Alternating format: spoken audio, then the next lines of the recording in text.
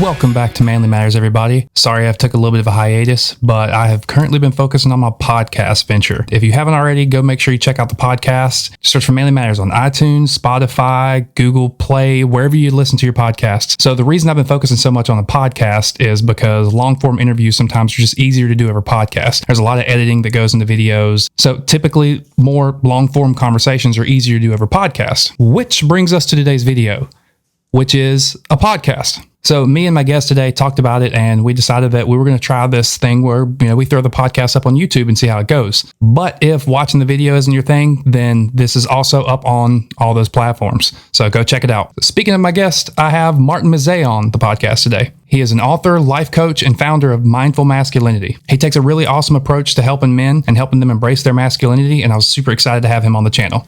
So without further ado, take it away.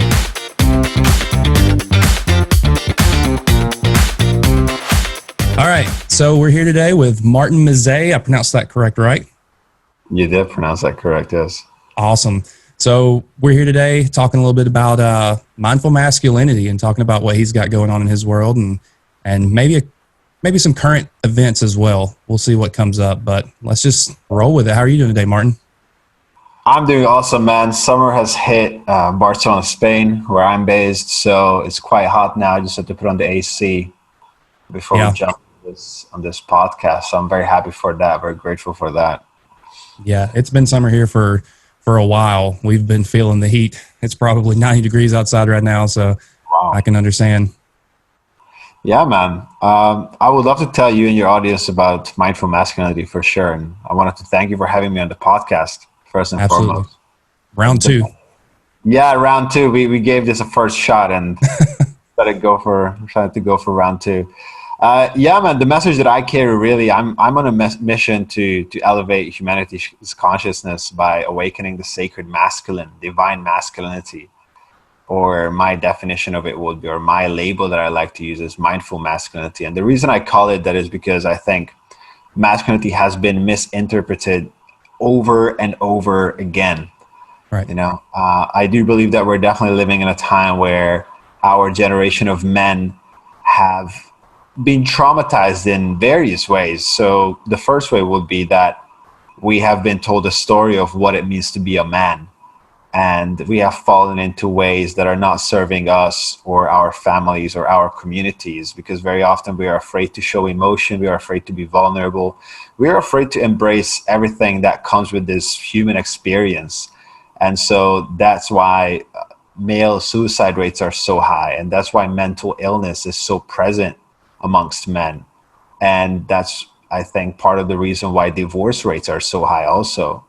And what we've come to label as toxic masculinity today, I believe, is nothing more than masculine energy falling into its shadow, quote unquote. Right. And what I mean by that is that there's this beautiful flow to what masculine energy really is, which is the type of energy that initiates, penetrates, and leads. But of course, initiating, penetrating, and leading can be used in a way that doesn't come from a place of love. It can also come from a place of fear. And I think these days of what one can call toxic masculinity and the past, where women and minorities and just not so privileged people have been suppressed, what we call patriarchy, really all come from this shadow of masculine energy. They all come from what I wouldn't even call patriarchy or toxic masculinity. I just call it the herd boyhood, because I think that's what it is. I think it's that type of masculine initiating, forward moving energy, but it's not coming from a place of love or fulfillment or wanting to genuinely give, but it's coming from a place of scarcity and fear. And so I'm on a mission right now to help men tap into their authentic masculine energy, and specifically to help them create thriving relationships through the energy with themselves and with their partners. Well, that's awesome. And, I think there are a couple of key things that I want to jump into there. But first, I want to talk a little bit about kind of how you got into this world, right? I know we've talked about it before, but just kind of a brief synopsis of, your story and what got you into this world of helping men. Sure, man. Well, To tell you the truth, I was never a very confident kid, and I was never really a cool kid. I always remember, as far as I can remember, I've always had issues with confidence. I was always insecure. I was always bullied. I was always worried about my self-worth and the validation of others. And I always had this pressure, this huge expectation, just sort of hanging over me of having to be a man or having to pretend to be someone that I'm not, just Right. to make the impression, just to leave the impression that I am a manly man, whatever that means, right? Nobody And knows. so, well, there's images of it, right? Arnold Right. Schwarzenegger and Sylvester Stallone and Right. plenty others, right? They're just the masculine man, super jacked, wearing a leather jacket, shows no emotion, and he pulls up in his Lamborghini, and all the women get wet and faint and whatever. Right. So that's the image that I was trying to live up to since the first time that I've come across it, and I realized, oh, okay, so this is what I'm meant to be, I guess, due to the lack of role models and whatnot that I think all of our society is experiencing today. And long story short, I was brought up that way, and when I am still, but when I was beginning my life as a young adult, I was fresh out of university, just got my first job, just moved to a new city, to Barcelona, Spain, which people refer to as the Silicon Valley of Europe, very buzzing, sort of metropolitan, cosmopolitan city. And I really wanted a woman in my life. I really felt this natural urge, this natural desire to have a girlfriend, to be a man to a woman, to have a woman be my woman. Right. And that urge was so strong. I didn't really know what to do about it. I thought, okay, so this means that I gotta get a girlfriend. And so I did get a girlfriend. I found a girl that I found to be my ideal woman. She was stunning. She had a cute French accent. She was very, very beautiful. And we quickly began dating and quickly began living together and began living life as a couple. I started considering her my other half, my soulmate. We met each other's families, and we were planning to spend our lives together and travel the world together. And somehow that need within me, perhaps that need to fulfill the expectation of being the manly man who, of course, almost a status symbol, has an attractive woman and also gets constantly validated by having that woman be beside him. I got caught up in that. And after the honeymoon period, the relationship quickly started getting toxic, and the fights started, and the drama started, and the trust issues started, and the jealousy started. And I didn't know what to do with it, because to begin with, I didn't know where my urge to have a relationship was coming from, really. Mhm. And I didn't know how to treat a relationship, and I didn't know what to do about the drama. I thought, okay, I guess this is a part of the equation. I guess this is how relationships are, and I just gotta tolerate it. I just gotta roll with it. Right. And I made some minimal effort to fix it, but I couldn't. And the relationship ended with my partner at the time cheating on me, which was, we were living in the same apartment, working in the same office, living the same life. Pretty much, she was my life. And that broke me. As it would I most had people. Yeah, I think it does. And don't get me wrong, I don't blame her anymore, but at that time I definitely felt like a victim. I definitely felt like I was just punched in the face by life, Right. you know? It's kind of hard And not to. sure. I mean, maybe you had your share of toxic relationships or relationships that didn't work out too well for you, and you can relate. Yeah, for sure. I think that, that's, and I don't mean to cut you off, but, I think that that's, it's like I kind of said before, it's not great that you went through it, but it's great that your story is so relatable in Mm. that sense. But go ahead. I didn't mean to cut you off. No, man, no worries. I always love to hear your experience about it, and I'm sure that people listening also wonder, what does Jesse think about this one? Hopefully. Yeah. And yeah, for the first time in my life, I would say I had it pretty easy up until then. I went to an international high school. I went to university in Denmark. I had my first job before. It was pretty much smooth sailing. You know, my family was helping me go through my education and this and that. And everything was pretty smooth up until that point. And then at that point, I just felt completely broken. And I started having anxiety attacks. And I started experiencing depression for the first time in my life. And so I ran. I left the apartment. I left the relationship. I blocked my ex-partner everywhere. And I began a new life. And I started rebuilding my life. And I started wondering, why is it that this didn't work out? Why is it that some people seem to be able to have an amazing 10 out of 10 relationship full of trust and passion and certainty, and I didn't manage to do it this time, but a few times before that either. And so I went on a journey of the next 3 years just looking for the answer, because I had a feeling that it's not my ex-girlfriend's fault. Right. I didn't want to be the victim. I didn't want to be like, oh, poor me. Why did this happen to me? Why can't I have a relationship?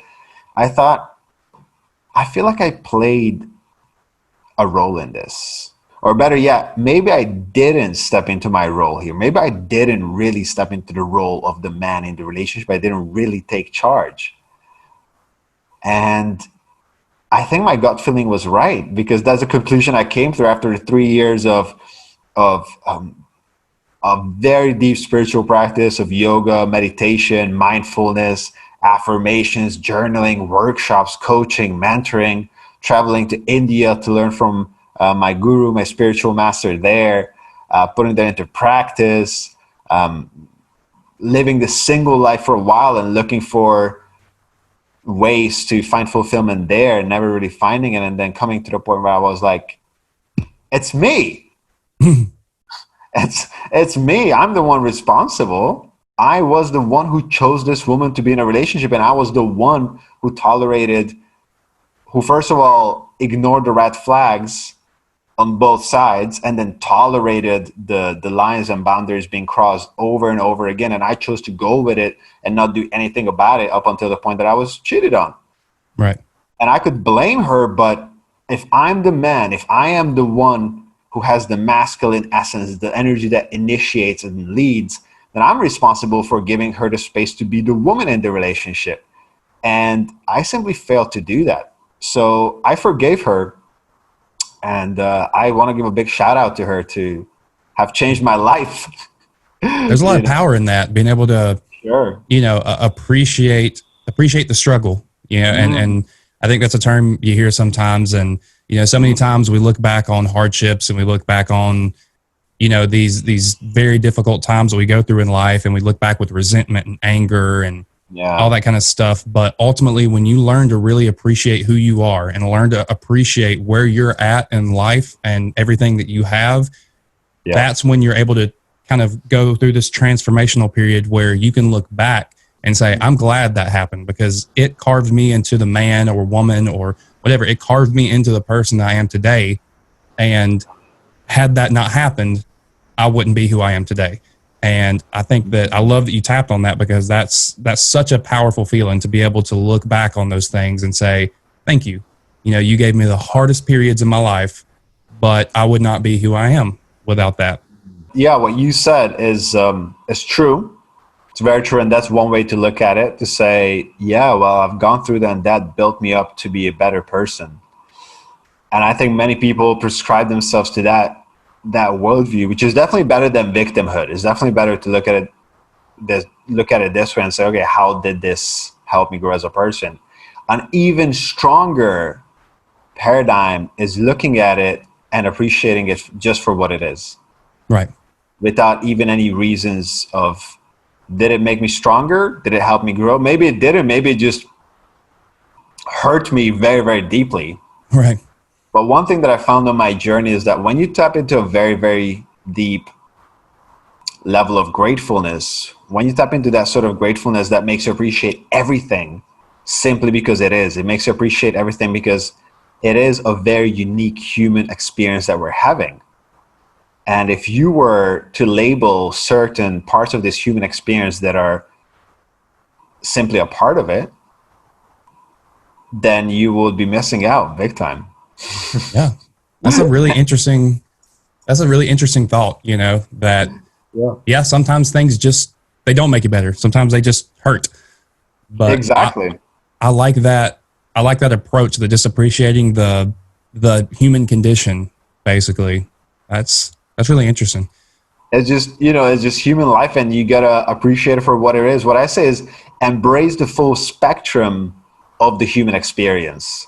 Right. And breakups, cheating, loss, grieving, disappointment, letdowns, and anxiety, impatience, all these things are a part of it.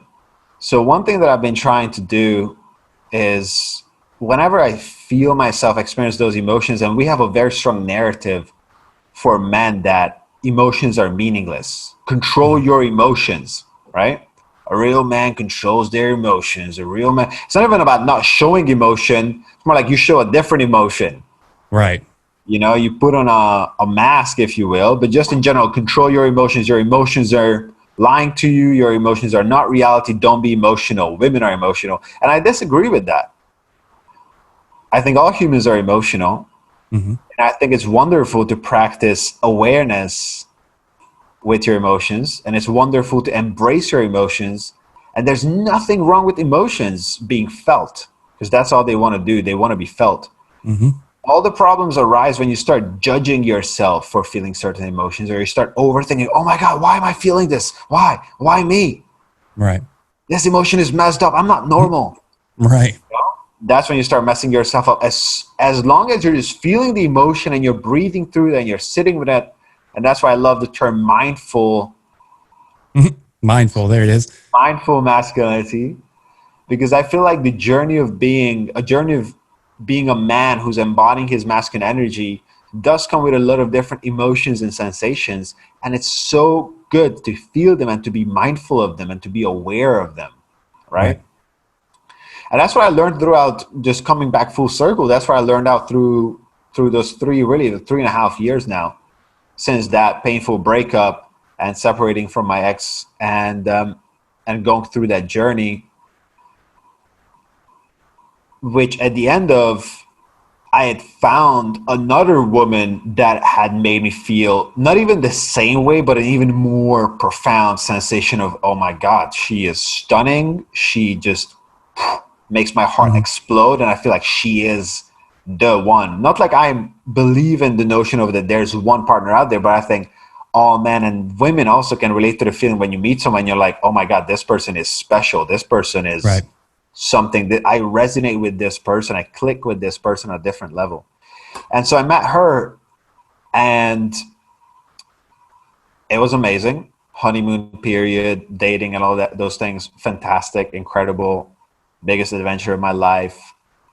And of course, like in all relationships, when we start going more serious, the same issues started arising: jealousy, trust issues, uncertainty, because they do arise. They are a part of the relationship equation. However, this time it was entirely different, because I had mastered, that's a strong word, but I'll just use it. I mastered these two. Own it. Yeah, gotta own it, right? There's levels to master, but I'd like to think I mastered them because they worked. Right. Everything that I learned, all these different tools that I learned through my yoga, meditation, and self-development journey, and all these different lessons and all these different mindsets that I've learned, they worked, because this time when these issues came up, I knew how to deal with them. I knew how to step into the role of the man. I'm not saying that in a way that I needed to be this super dominant macho man. That's not what it was. But I learned how to embody my own authentic masculine energy without having to pretend to be someone else, or having to settle or make compromises that felt out of alignment for me. Right. And that's how we've been in this relationship for almost 2 years now. In August is going to be 2 years.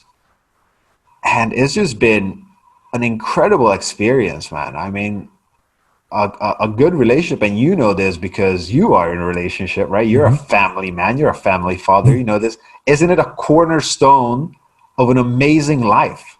It really Having is. a stable partner.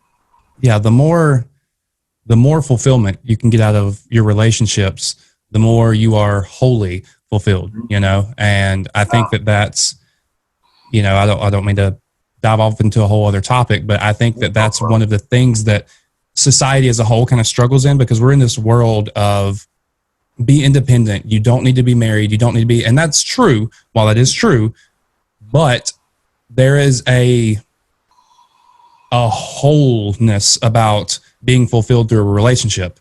And it's kind of, you being in, the yoga world and things like that, the yin and yang that's kind of the male and female to an extent, they're the yin to your yang. Exactly. And you're really able to kind of embody your masculinity when you have that fulfillment in your life. Now, like I said, I want to preface all that by saying that, there may not be someone for everyone. You may be happier being unmarried. This is just speaking in, the general terms. But there's definitely some things I want to dive into about what you were talking about. And the point where you said, I'm not going to be the victim. Yeah. That point where you said, yes, I was victimized in my own way, but I don't have to be the victim. Have you by chance read any of Mark Manson's work, The Subtle Art of Not Giving a F***? I have seen the title, and I'm not gonna. I have had it recommended to me, but I have never read it. No. So it's a great book, and one of my favorite lines from that book, and it's the one that really stuck with me. So this is gonna sound like an off-the-wall question, but have you seen the first Spider-Man movie? Which one do we consider the first? The Tobey Maguire, the old like early 2000s. Yep. So Uncle best, really, the original. OG. The OGs. OG Spider-Man. Yes, I remember it. So the point where he's sitting in the car with Uncle Ben and he tells him, with great power comes great responsibility. Everybody knows that line. That's probably the most famous line from the movie. Yep. Well, in the book, Mark Manson said, I'm going to flip that quote on its head. And I'm going to say it backwards. With great responsibility comes great power. Oh, yeah. I like that. Exactly. And the more you're able to take responsibility for in your life, the more power you have over your life as a whole. And the more you're able to say, hey, yes, I was the victim in this circumstance, but how can I take responsibility for it? And how can I own this so that not only does it make me better, I can look at this and say, hey, I'm not going to let this happen again because I'm more aware of this type of thing happening. And what did I do that led up to this? Maybe you didn't do anything that led up to it, but you can still learn from everything that happens. You can still become better through everything that happens. And that's taking responsibility of everything. And I love that. And I kind of talk about the instance of being robbed, right? If you're on the street and someone comes up to you and, points a gun, points a knife, whatever, hey, give me your money. And you give them your money. You had no responsibility in that happening whatsoever. This was 100% you becoming the victim. But what you can say then going forward is, okay, maybe this street isn't the best street to be on. Or maybe I should, get some sort of self-defense. Maybe I should, figure out some way of communicating to a person so they won't take my money, whatever the instance is. But that's taking responsibility for it. And that's not falling into the victim mentality. One of the things I always love to say is if you play the victim, you stay the victim. And that's kind of, unfortunately, I think some of the world that we're living in with men today, because it is more comfortable to play the victim. It is, it's difficult to take responsibility and it's tough to take ownership of things that hurt. And that's where, kind of diving into those emotions, and you talk about the stoicism of growing up as a boy and as a man. And I don't mean to take over all the airspace here, but there was a TED Talk I watched recently. And it was very powerful. And I guess I hadn't thought about it. He said the 3 worst words you can hear as a man at any point in your life is be a man. Because none of us know what the hell that means, right? Well, there's so many definitions for what it means to be a man. And especially as a boy, you know, when you tell a 6-7-year-old boy and he scrapes his knee and his, you know, eyes are tearing up and you're told, hey, be a man, suck it up.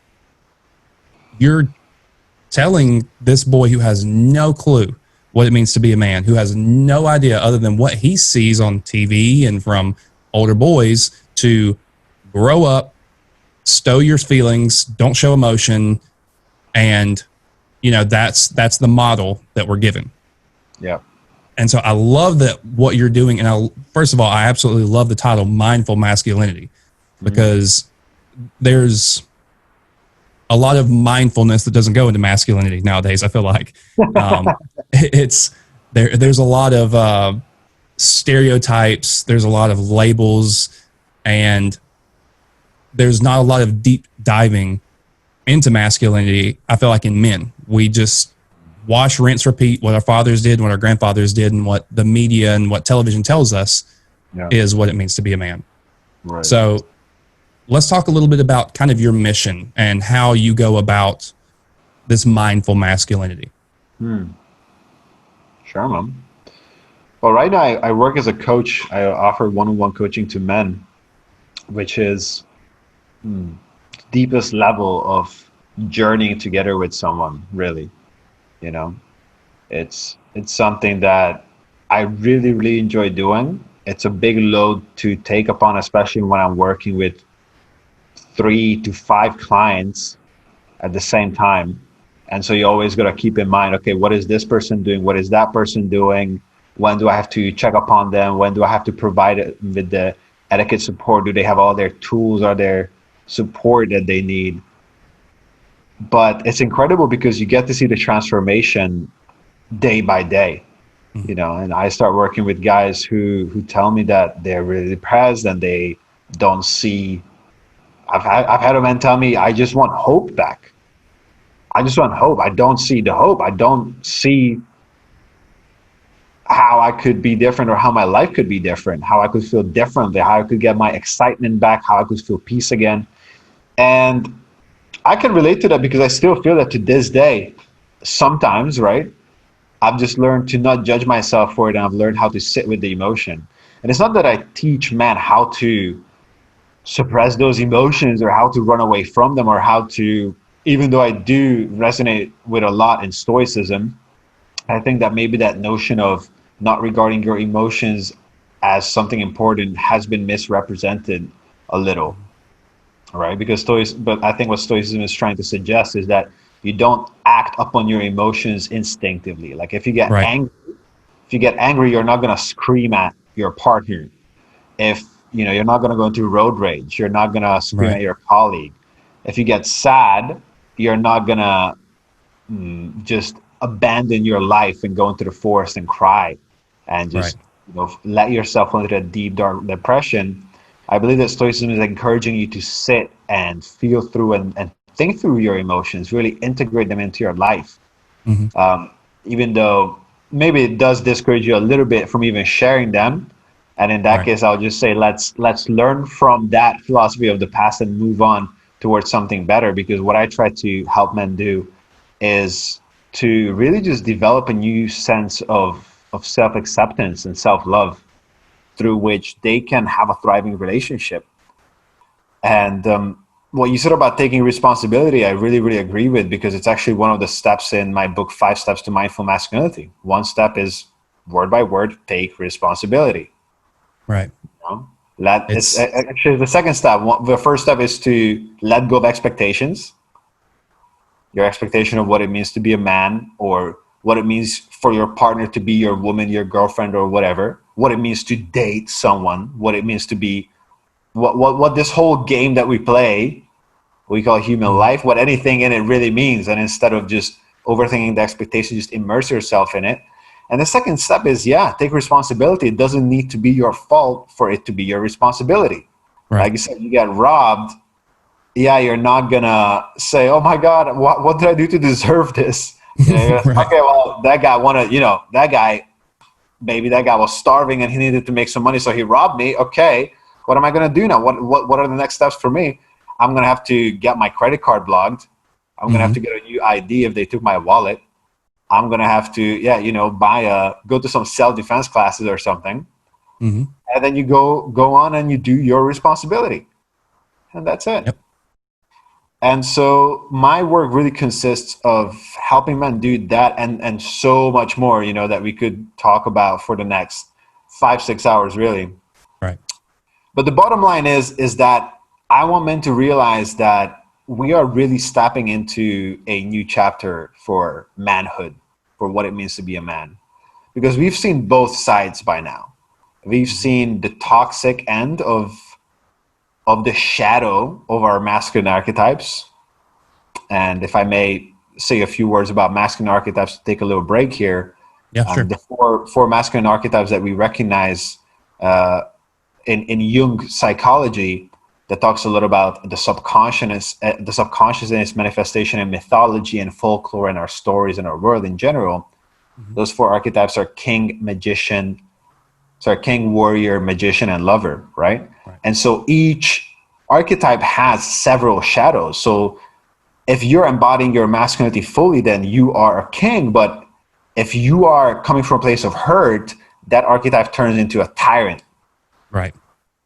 And you can embody your warrior, but you can also fall into its shadow and become a bully. Right? And you can be a lover who loves it, his heart open and is genuine, but you can also be, I forget the name of the lover's shadow, but let's say the playboy, right? A player. And you can also be the magician who masters his tools and uses those tools for the greater benefit, the greater good, but you can also fall into that shadow and become someone who's using those tools to indulge or using those tools to fulfill his egoistic needs. Right. And so we've seen the part where we fall into those shadows when we've gone overboard, right? And it's not that we're not only lacking them, but we're just doing too much. Right. As the king, we want to have too much control. As the warrior, we want to press more. As the lover, we want to indulge in the love more and not provide it. As a magician, we want to once again indulge more and not give more. And we've also seen the other extreme, and that will be patriarchy, right? That will be the herd boyhood. That will be I'm scared, so I'm going to use these archetypes to feel a false sense of being protected. And then we've seen the other extreme, which is quite new, or maybe since the counterculture movement, which is the male who resists his natural role and resists these archetypes manifesting within him. He says, I am not a warrior whatsoever. I'm not a king whatsoever. I am not a lover. I am not a magician. Right? I am not a master of my tools and realm. I am not going to assert dominance and control. I'm not going to fight and pursue, and I'm not going to love relentlessly. I am just kind of going to stay back and be. And that's when you completely abandon the masculine energy, and instead of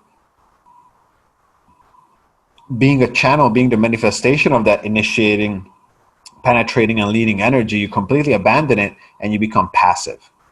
Right. So we've seen both of these extremes, and we've understood that neither of them really serve us or our relationships and us, humanity as a whole, the best, right? They are not neither of them really work. No. And so we've come to a point where men are really asking, so what do we do? And, that's why people like you are starting podcasts. That's why people like me are starting to share their stories and the tools and knowledge that they've learned and become coaches. And so many other men. There's so many movements out there. I really love the movement of Sacred Sons, which is, I don't know if you've heard of Sacred Sons. Yeah. Yeah, I really love what they do, kind of returning to the tribal rites of passage and rituals between men. I really love that. And so many others. I really love the podcast called Men This Way also. And there's more and more of these platforms being open and starting a discussion. Okay, where do we go from here as men? What does it mean for us to be men? And what do we do? And I love that. You know, it's amazing to be alive at this time that we are rebuilding manhood, learning from the past and from the present, learning of what didn't work in the past and what is it that's not working right now. Right. And when I say working, you know, of course, people can debate with me here and be like, working towards what? If it's a means to an end, what is the end? And to me personally, that's having a fulfilling life and fulfilling relationships. Right. You know, creating communities where people get to be thriving in their health, in their relationships, and they get to build their lives up, you know, with their financial resources also. All of that, I think, does need a balance between masculine and feminine energy. And unless we really find right now, we really find where we're going with masculinity and how we can integrate it into our life, we are not going to be able to create that balance. Right. And if you look at it, you know, and as far as the means to an end, which I think when you deal with more existential topics, you know, talking about means to an end is a pointless exercise of thought because there is no end, you know, in these humanistic existential type issues like what is masculinity? How do we go forward from here? Yeah. The end is the end of the world. You know, I mean, there is no end to this. It's all about the progression. And you have to look at it through, you know, the lens of progression and step by step. You know, if you want to give a certain year you're in, hey, what is manliness going to look like in 2030? Then maybe that can be, you know, that. But I agree with you, and that gets on my nerves so bad. Well, what is the end goal here? What is your end goal of trying to change masculinity? There is no end goal. The future goal is to evolve with society and come to a point of healthy evolution. Yeah, because of course. The evolution that we're on right now, I think obviously evolution takes a lot of time, but the short term over the past 20, maybe 30 years hasn't been great for men.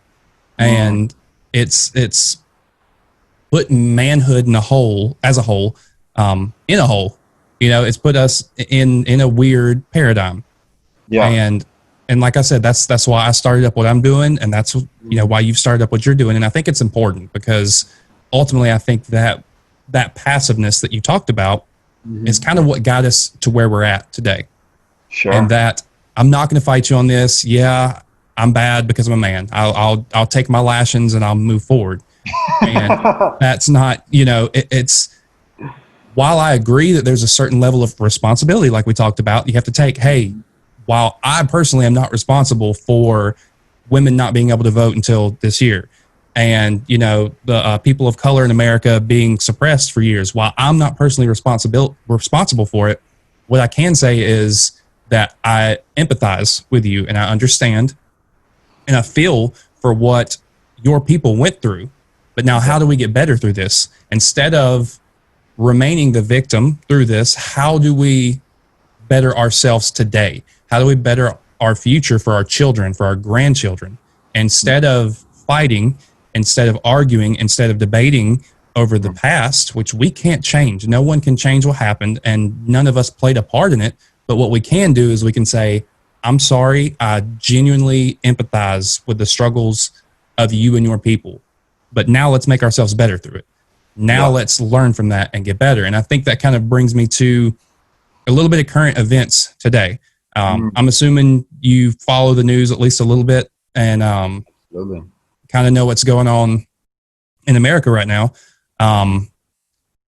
What part does, in your opinion, does healthy masculinity and healthy manliness play into, I don't want to say stopping this because we talk about emotions and it is emotions that are manifesting themselves right now. To an extent, I do think there are some people who are taking advantage of a situation. And I do think that there are some people who are, I'm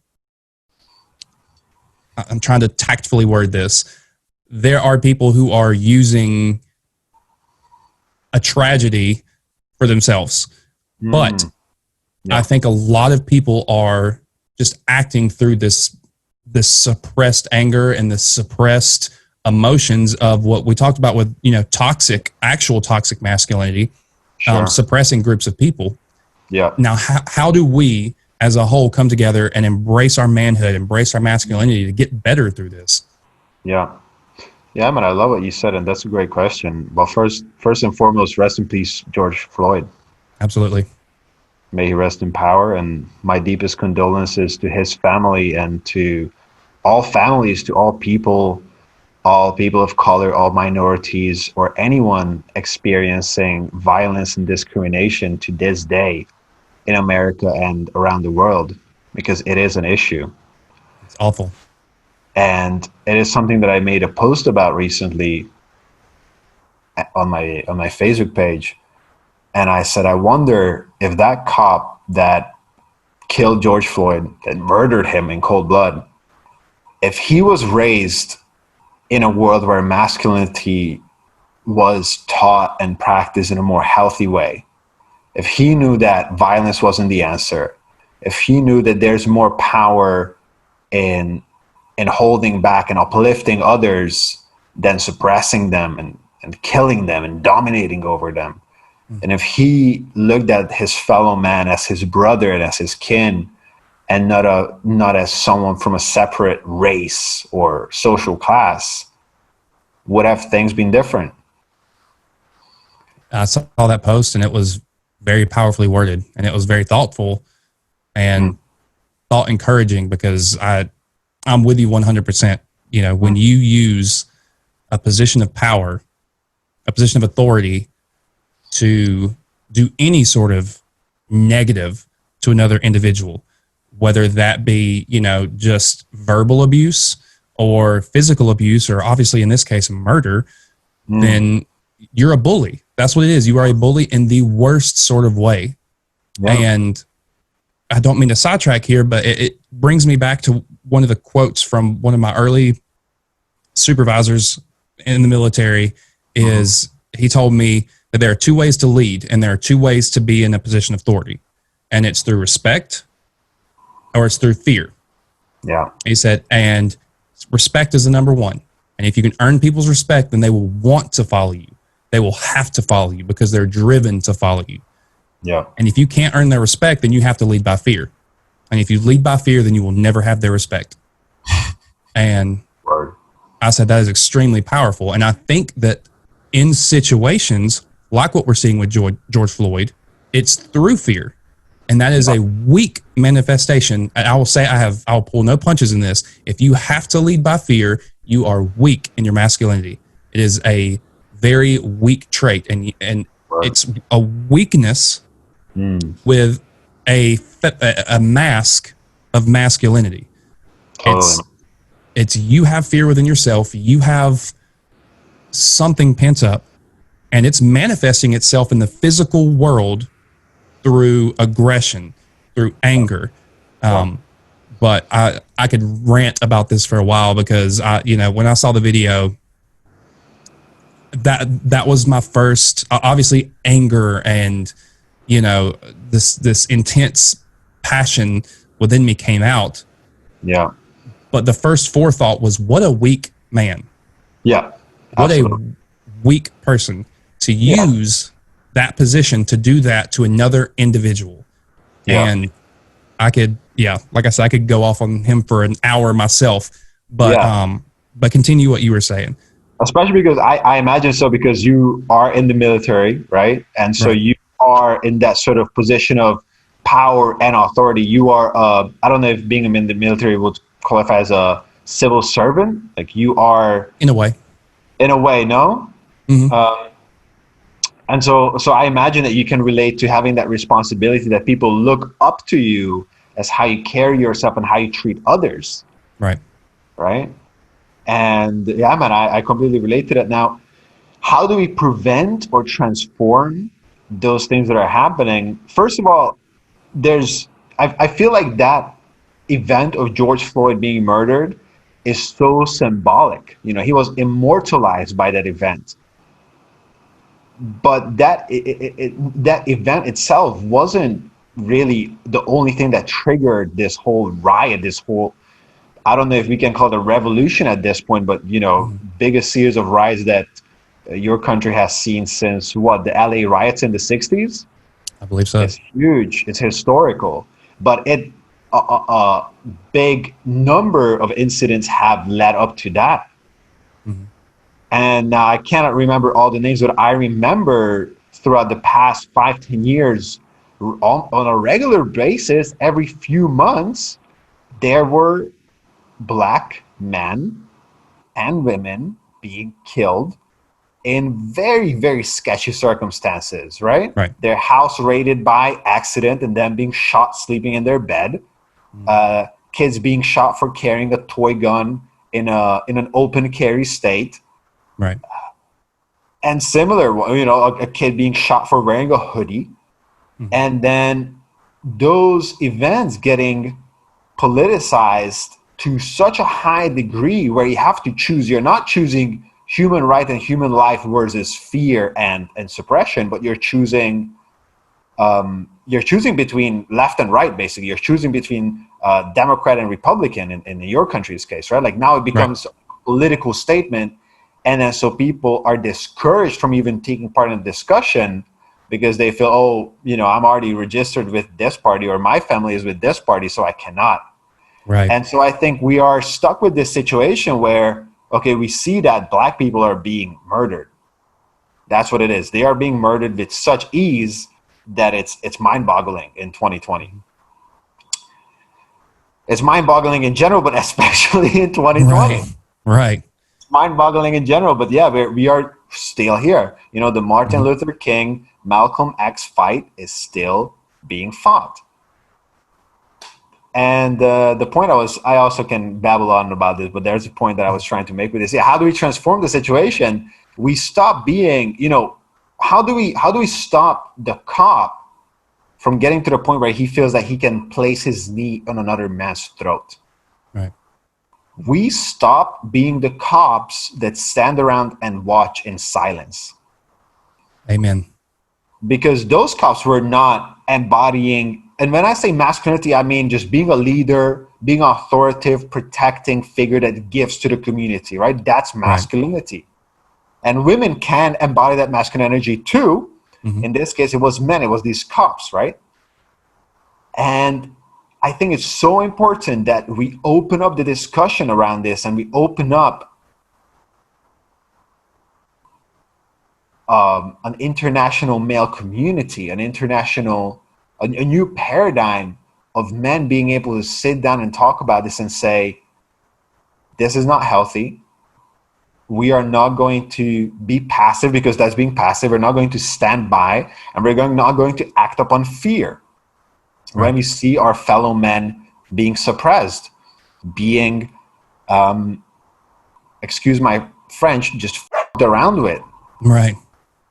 We are going to stand up to it, and we are going to stand up to it from a place of love.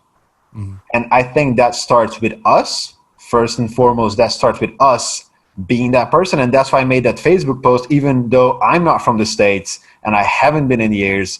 And, I do talk to a lot of people from there. I am connected to a lot of different people like yourself that do podcasts, clients, friends. But I think very often, because the US is the biggest economy in the world, it is the biggest Western democratic country, debatably.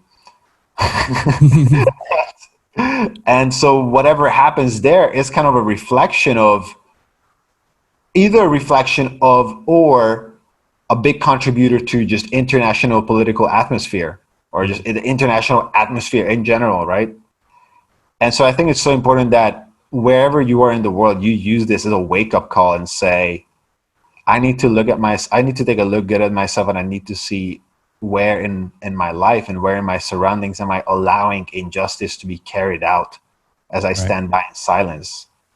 And where can I stand up and say, enough is enough, and us men and women, us humanity, as we're embracing our healthy masculine role, we are going to protect our people. And by our people, I mean everyone. We are going to recognize our oneness as a species, as human beings, as living beings. And we are going to stand up for justice for everyone. And I think that is actually a perfect transition that brings me to what is our longer vision with doing men's work and awakening a new chapter, a new age of masculinity. And my vision really is creating a world where shelter, food and water, education, energy, and just human rights, basic standard of well-being are your birthright as a human being. And we are no longer exploiting everyone that we can exploit, because it almost seems like we've built a civilization, especially us Western white men. And I don't mean to sound too, social justice warriors would go out and use this thing where like, oh, the white man, Right. So I'm not shaming anyone for being a white man. Obviously, I'm a white man, but I'm saying like historically, if you look back, that's, the Dutch, French, Spanish, English colonized the world. Right.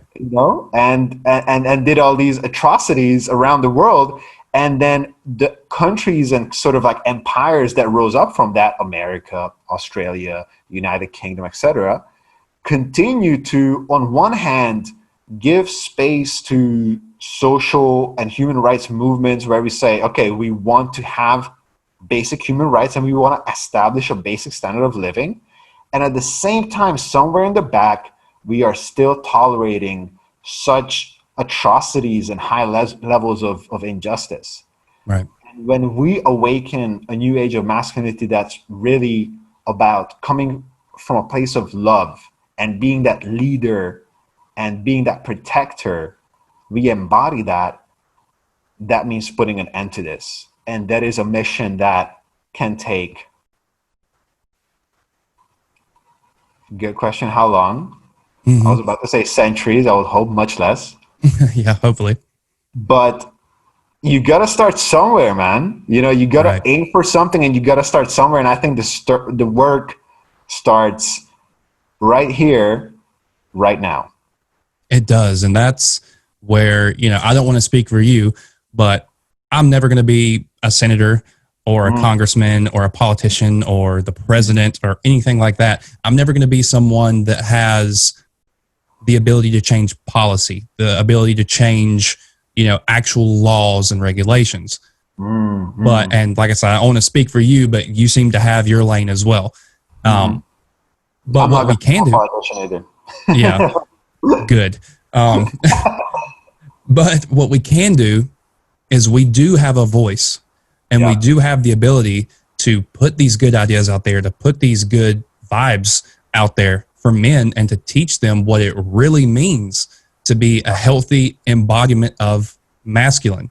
Yeah. And if we continue that, the world might not change today or tomorrow or the next 5, 10, 15 years.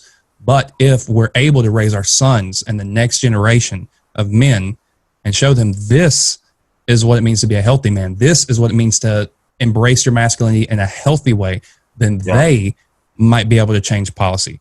Those politicians might be able to go in and change some things. Or maybe it's not that generation, but maybe if we take the first step and then the next generation furthers that step to the next generation, maybe it's 2 generations from now, but eventually if we start ourselves on this right path and we start really embracing the good things about ourselves, then maybe, I hate to say eventually because that's kind of eventually, but, in the near future, we'll be there. We'll be where we need to be. And one thing I want to touch on too is I love that you brought up the 3 other police officers that were with, I don't even know that cop's name. I haven't even taken time to learn that piece of shit's name, but that was with him. So, and I'm kind of speaking to all men out there, anybody who's seeing this, anybody who's listening to this, there are bad people in the world. They're just flat out people who are evil. Maybe not evil, but bad. That cop is just that. He's just a bad person. And I know somebody might say, well, you don't know him. You don't know. You can't do what he did and be a good person. Sorry. Now, the other 3 cops that were around him, they might be good people, but what they are passive. Just like you said, don't be that guy who watches atrocities happen, who watches something bad happen and say, well, I'm not doing it, so the blood's not on my hands. Yep. But it is. If you stand by and watch something, and it's kind of the same thing that I tell my kids. So I hope and pray that my kids will never be a bully. I've raised them to not be, and I've not literally beat it into them, but verbally beat it into them that the worst thing you can be on this planet is a bully. And that if they want to see a completely different side of me, let me find out you're being a bully. That's using power to manipulate weakness. But if you're also that person that's standing on the sideline and watching somebody bully somebody, and you don't go in to take a stand for them, for the person who's weaker, right? I say weaker in not necessarily physically, but emotionally, someone who has less power than another individual. If you stand on the sidelines and watch them, then you are culpable in what's happening to that person. And I'm not saying that we should bear the responsibility of everybody on this planet. We shouldn't. But especially as men, we need to embrace this idea of standing up for the people who might not have the same voice that we have, and standing up for the people who might not have the same platform that we have. Yeah. Which brings us to, in the broader sense, what's happening right now with police and people of color in America is, if you're not saying this isn't okay, if you're not out there saying this should not be allowed to happen, then it's the same as watching someone bully someone. It's the same as watching someone you standing on the sidelines and watching this happen. Use your voice. Let people know that this is not okay. And that's, in my book, embracing mindful, we'll say, masculinity. Sure, man. Absolutely. And, I think, well said. And we can even draw a parallel between how you're coming into you're really embodying your masculine role. You're really becoming your own man when you go from wanting to give to yourself to wanting to share. You know, when you have achieved that level of self-love and self-care and self-acceptance that you feel good in your own skin, you fill your own cup, and now you want to fill others. Now you want to give to your woman. Now you want to create a family. Now you want to give to your community. You just become this channel of just giving and providing, and it's such an amazing, fulfilling feeling. Can we do this as a society? Can we, instead of always being like, oh, there's not enough, we have to control and manipulate and be scared of running out of this and running out of that, and constantly live in a state of fear and alarm and under threat, go into a place of giving? Because the truth is that we didn't come this far as a civilization, and I mean, we are living so comfortable here in the Western Hemisphere. We are living at levels of comfort and abundance that no royalty would have experienced hundreds of years ago, right? We have shelter, we have clothes, we have any food we want. Due to, thanks to consumer society, we get any sort of product or whatever that we can imagine. You can start your own business online. You can get access to any sort of information. We reached this peak, and we're wasting it away, being stuck in this old paradigm of, oh, there's not enough and we have to exploit others to get more of. What exactly? Where are we going with this mindless, make it bigger, build it, make it faster, make it bigger and greater and more grandiose? And for what? How much more comfortable do we want to get? Right. We get from our comfy bed, get into our comfy car, drive to our comfy office, sit in our comfy chair, and we move our fingertips and we exchange, I don't know how much of information per second constantly before we sit back into our soft car, drive into an air-conditioned room where we stimulate our muscles, and we sit in our soft car again. We listen to a podcast like this one, and then we go home, hopefully spend some intimate time with our loved one, spend some quality time with our family, we go to sleep. We peaked on that level. Right. How much, what else do you want? You want the wall type of like flying chairs and whatever. Like that. I mean, that is the only next level left. How about we stop right here and we say, okay, we have enough. We made it to this point. Let's give. Right.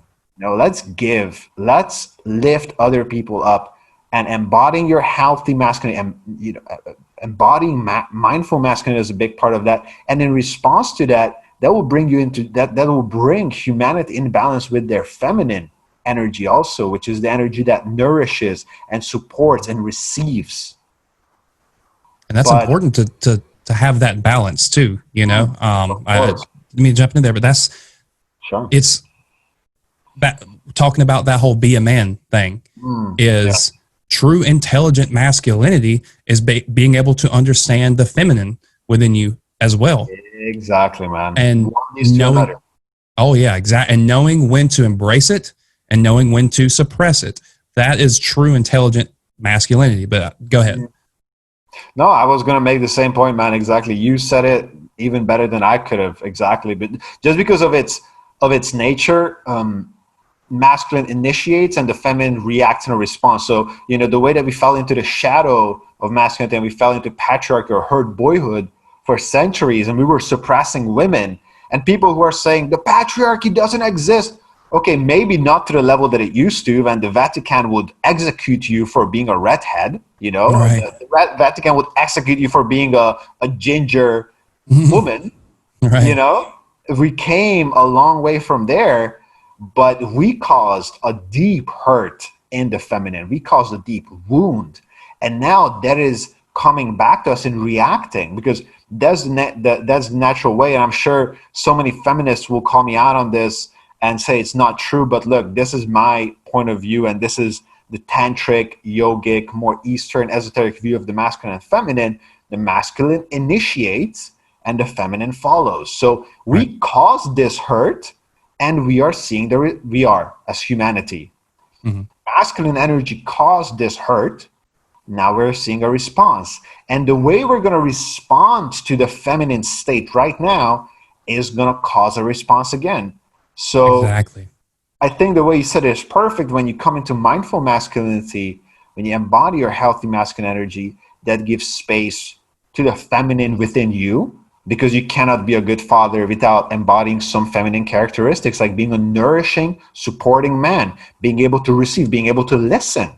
Sometimes you give your partner a lecture and she listens, and sometimes she talks to you and you shut up and you listen, probably more often, right? Yeah. And that's the way that it is. So as we continue with conversations like this, and all the men and women who are listening to this podcast, and they're thinking, there's something to this. This is a spark that lights that fire of transformation that we have to manage with so much care and so much love, because we don't want the revolution to fall into riots of destruction only. Those are almost like a natural byproduct, but we don't want to fall into that completely, right? Right. We want it to be lifting us all up, all together as a movement, as human beings, as consciousness itself.